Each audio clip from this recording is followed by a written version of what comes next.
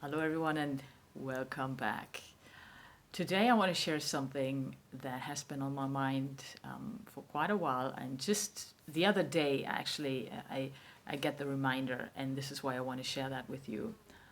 Um, do you have people in your life that keep pushing your buttons?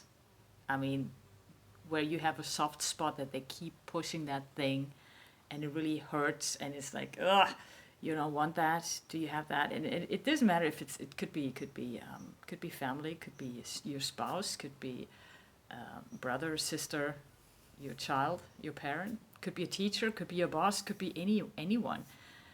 But a person who keeps coming into your life, or a group of people who kind of have the same attitude, and for some reason when they say something, or they give you that look, or they do something, and it may be something completely irrelevant for somebody else, but for you it's like, gosh, when they do that, you just completely lose it.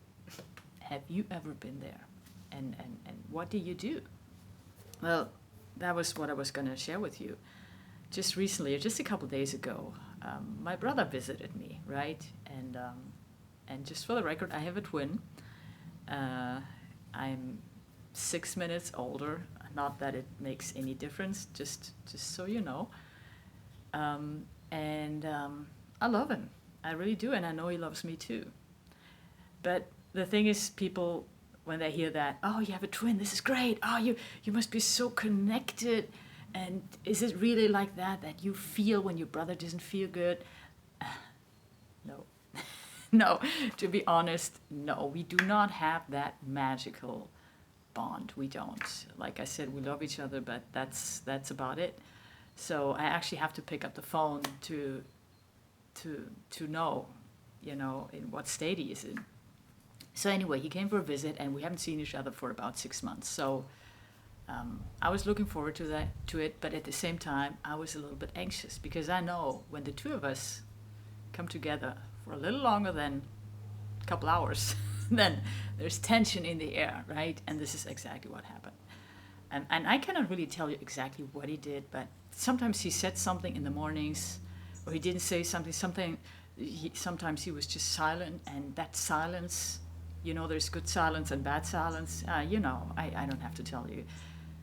And it was something that really, really triggered me. And he kept pushing that button.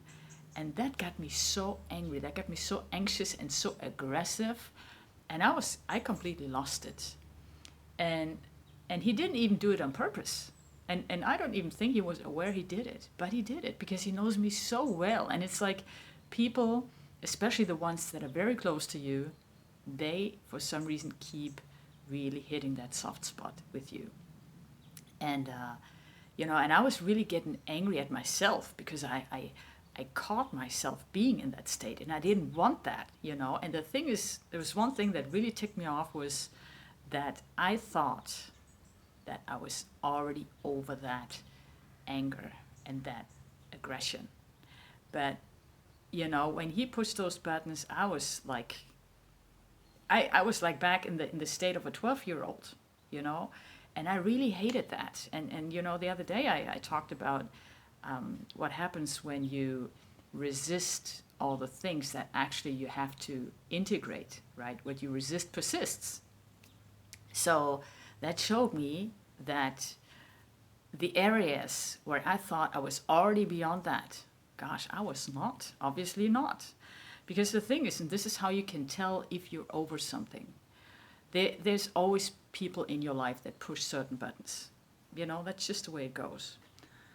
But the thing is, when you do not react to that anymore, when it kind of doesn't trigger you anymore, then you know you're over it. But as soon as you feel triggered by someone or something, you know there's still something inside of you that needs to be looked at. That's all it is. So I was not only getting angry at myself, but I was getting really angry at my brother because he was the one who was pushing it. But of course, he was not the one to blame. So when he left, I could start to think clearly, right? And It's kind of embarrassing to say that, and I feel a little bit ashamed of that, but I was actually glad he left because that gave me some space. Anyway, I thought, okay, what did he do and why did I react like that? So to me, it was obvious I had to integrate aggression and anger. And I thought I already did it, but obviously, like I said, I haven't.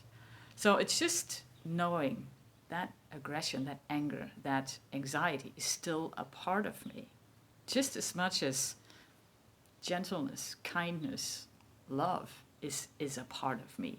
But I just have to accept that, right? So, and I'm not saying I'm over that yet. I still work on it. But I'm just sharing that with you so you know we're all struggling with that. And the thing is not to blame people who push that button with us for doing it, but just to look beyond and say, why do they do that? What is the thing that I'm supposed to look at? And what am I supposed to learn? And fact is, and if you're watching that video, you've probably set out that intention one day in your life that you are here to grow and expand, right? And if you're here for that, chances are you're gonna run into a lot of button pushers. That's the way it goes, because they make you grow, they make you expand, and this is why we have those people in our lives. So we can actually thank them on our knees and say, "Wow, thank you for helping me grow." So this is what I want to share. If you want to share some of your stuff, I'm curious to read about it. So you can really leave a comment here below or write me a personal message if you feel more comfortable doing that. So thank you very much for watching. I'll be back and have a great day. Bye.